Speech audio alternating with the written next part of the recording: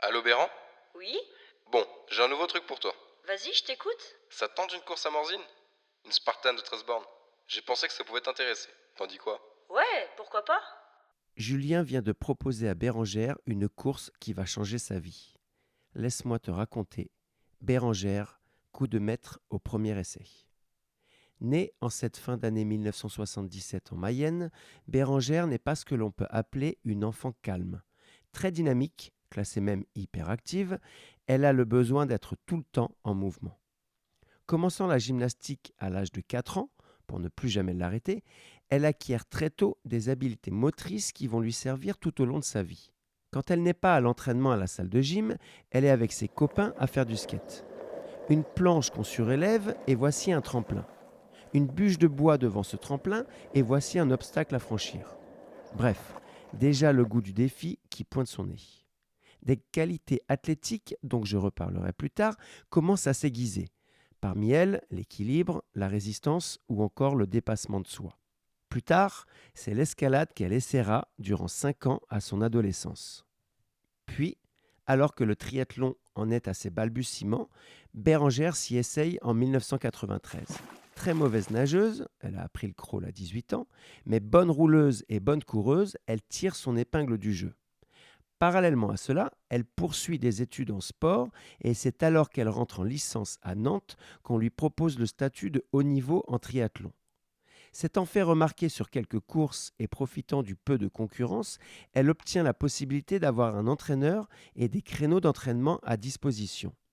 Rapidement, un peu trop rapidement d'ailleurs, elle est propulsée vers le haut niveau et son club de Sablé-sur-Sarthe l'aligne sur la Coupe de France de triathlon.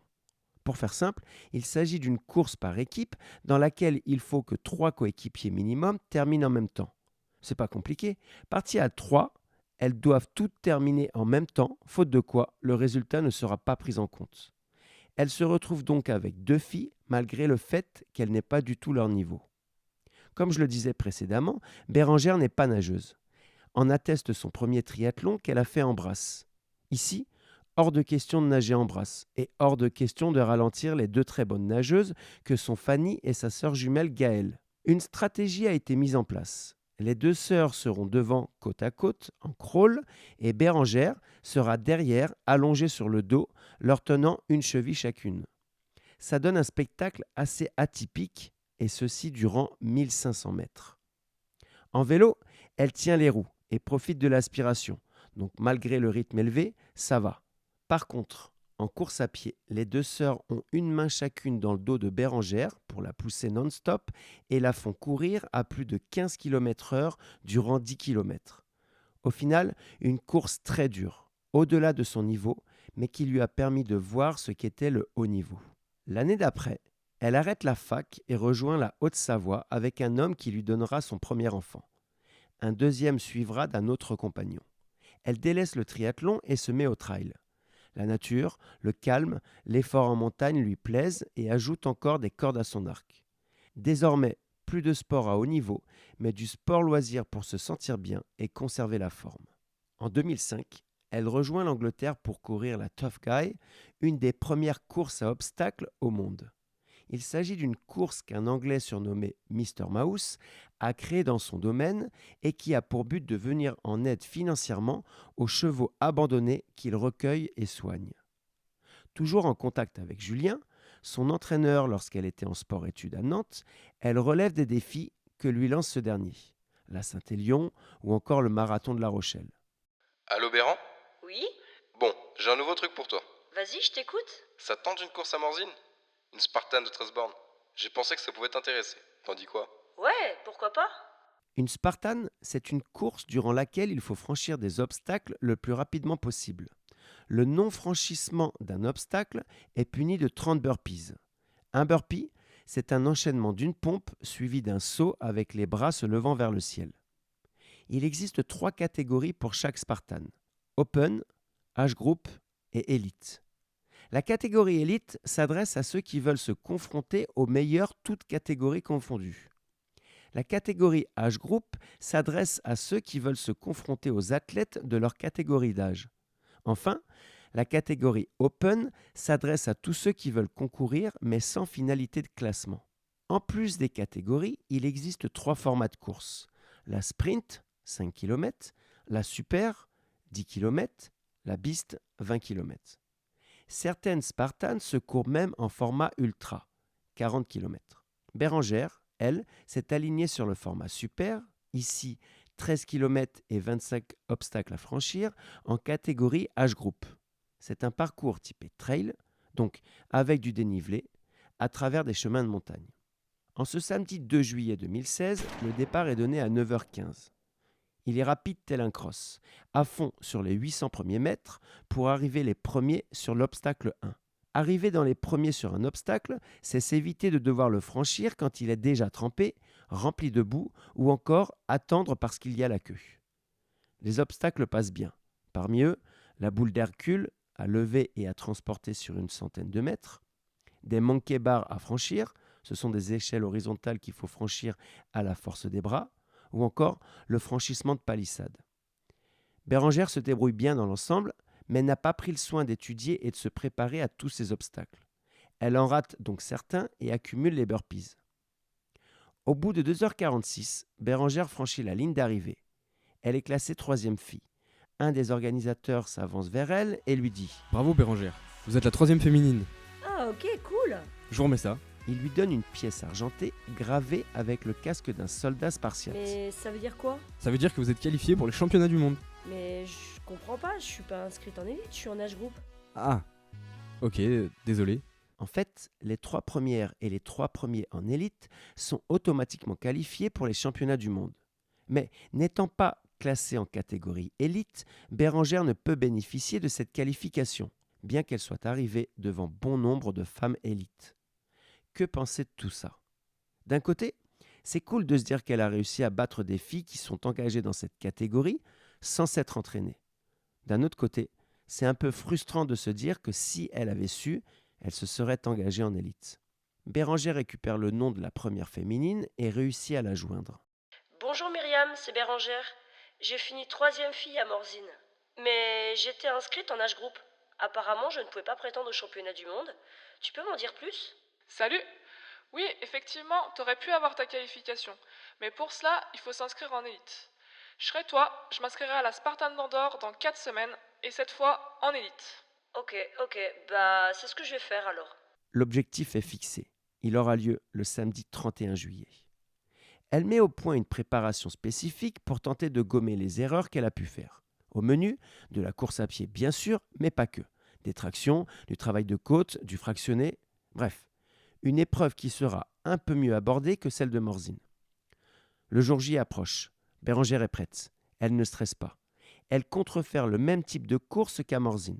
D'ailleurs, ce sont le même format et les mêmes obstacles. Comme prévu, elle part vite. L'alternance des obstacles et leur diversité ne lui pose pas de problème. Au contraire, ces transitions d'un effort à l'autre l'avantage. Tirer, pousser, grimper, sauter, courir. Les transversalités que lui ont apporté la gym, le skate, le triathlon, l'escalade et le trail l'ont rendu meilleure. Autrement dit, et comme j'en parlais au début, elle a acquis tout au long de sa vie de sportive des qualités athlétiques variées qui aujourd'hui lui permettent d'être à son aise. Bien entendu, elle ne réussit pas tous les obstacles et concède jusqu'à 120 burpees. Mais elle s'applique à les faire correctement, sinon ce sont 30 secondes de pénalité qui sont appliquées pour chaque répétition mal exécutée. Un sacré temps perdu, sans compter l'énergie dépensée en vain. Aujourd'hui, avec le niveau actuel, rater un obstacle, c'est quasiment se retirer toute chance de réussir sa qualification. Mais quand elle fait la course, Bérengère profite d'un niveau moins élevé de la concurrence. La démocratisation de ce type d'épreuve et les prize money promis aux meilleurs a fait basculer le niveau quasiment vers du professionnalisme. Alors qu'elle enchaîne les obstacles, elle se revoit à 10 ans dans son gymnase avec les autres membres de son club qui, ce jour-là, n'étaient plus des partenaires mais des adversaires. Son club avait organisé une compétition interne. Elle avait décidé de se donner à fond pour gagner et elle avait gagné. Une belle coupe mais surtout un déclic. Ce jour-là, elle avait compris que si elle se donnait les moyens, elle arriverait à de belles choses. Et en ce beau samedi de juillet, elle se donne les moyens de réussir. Le chrono affiche 2h30 quand Bérengère passe la ligne d'arrivée.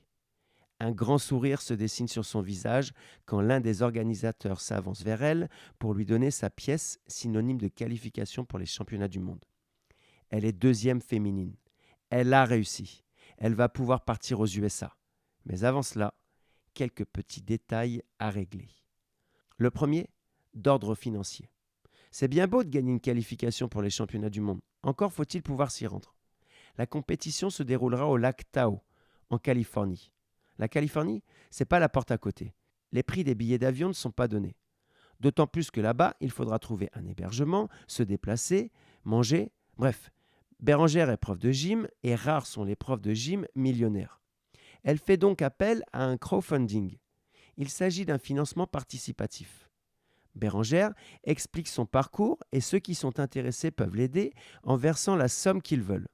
Grâce à ce système, elle rassemblera une communauté qui l'accompagnera virtuellement tout au long de son parcours. Il faut également préparer la course car le format sera différent, le double. 26 km à parcourir avec 1500 mètres de dénivelé positif et comprenant 60 obstacles. Cette fois, il y a un peu plus de temps pour se préparer à la course. Elle aura lieu le 1er octobre, ce qui laisse 2 mois pour travailler. Julien lui concocte une préparation sur mesure. Au menu, 2 entraînements par jour. La musculation s'est invitée à la fête pour augmenter le niveau de force. Le travail de portée aussi. Les semaines d'entraînement se passent bien. Le niveau de Bérengère augmente. Sa confiance en elle aussi. Elle n'ira pas là-bas pour faire de la figuration. Dans les moments de fatigue, elle peut compter sur sa communauté qui l'encourage.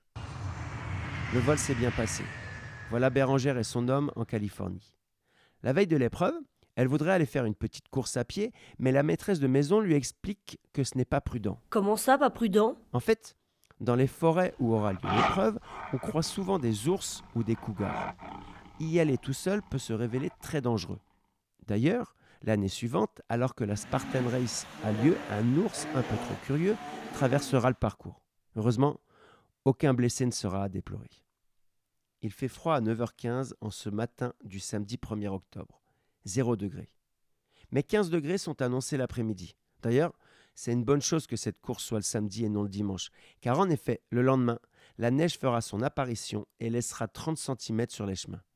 Oui, mais pour le moment, il fait froid et du coup, les obstacles sont glacés. Comment faire pour attraper des barreaux quand ils sont gelés et que les mains sont elles aussi gelées? On fait comme on peut et puis parfois, ça lâche. Et on tombe. C'est ce qui arrive à Bérengère. Elle se souvient d'un obstacle situé en haut d'une butte à 2000 mètres d'altitude où presque tous ceux qu'elle a vus passer avant elle sont tombés. D'abord grimper à une corde, puis passer des barreaux d'un monkey bar qui s'élève de plus en plus haut avant de redescendre. Les uns après les autres, les barreaux sont validés. Ça sent bon. Plus que 3, plus que 2. Le dernier. Et là, les mains n'ont plus aucun ressenti. Et la chute arrive. Plus que la frustration d'avoir loupé au dernier barreau, ce sont 30 burpees qu'il faut faire avant de pouvoir passer à la suite. Mais ce n'est pas fini. Après cet obstacle, il faut redescendre un chemin sur quelques centaines de mètres, et là arrive la natation. Les mains ne se sont pas encore remises de l'épreuve précédente. Le corps tremble de froid, mais pas le temps de s'apitoyer sur son sort. Il faut aller dans l'eau, qui est à 7 degrés. Les organisateurs jettent un gilet de sauvetage à chaque participant et c'est parti pour un parcours dans l'eau glaciale. Les candidats et candidates poussent des cris de partout. Bérengère n'est pas bonne nageuse, mais à ce moment-là, même un bon nageur serait en difficulté tant le froid est prenant. Tant bien que mal, et pensant à toute sa communauté qui est derrière elle, elle poursuit son parcours natation, qui est éliminatoire, et réussit cette épreuve. Après s'être à peu près réchauffée avec 15 minutes de course à pied, on lui tend un bucket, un seau rempli de cailloux qu'elle doit porter pour monter une côte. Elle dépasse Guillaume, un Français d'un bon niveau, qui est assis par terre, recroquevillé sur lui-même. Il est frigorifié, il n'en peut plus, son corps le lâche. Il restera ainsi 1 heure durant. Il repartira et finira sa course, mais pour lui, tous les espoirs se sont envolés. Bérengère a débranché le cerveau. Elle sait qu'elle doit terminer sa course. Alors elle avance, mètre après mètre. Elle récupère Myriam, une autre Française, et toutes deux avancent ensemble.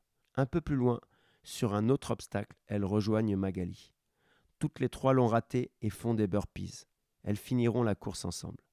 Au final, Bérengère termine 4e française et 55e au général. Elle a réussi à terminer une course qui n'était pas facile, d'autant qu'elle n'avait jamais couru sur ce format-là. Il y a eu beaucoup de défaillances ce week-end-là en Californie, mais pas pour Bérengère. Cette course lui a permis de comprendre que bien que n'étant pas professionnelle dans le monde des Spartans, les expériences sportives qu'elle a accumulées durant toutes ces années lui ont été bénéfiques. Par ailleurs, les rencontres faites tout au long de sa carrière lui ont permis de tisser des liens qu'elle a gardés, qui lui ont ouvert de nouveaux horizons et qui l'ont emmenée jusqu'au championnat du monde aux USA. Bérengère, qui n'était pas spécialiste de la discipline, a réussi à se hisser au plus haut niveau. Elle a fait comprendre à beaucoup de gens que tenter et se donner à fond paye toujours. Tenter et se donner à fond, sans compter, pour atteindre le plus haut niveau, c'est ce qu'a fait Pierre. Mais ça, c'est une autre histoire.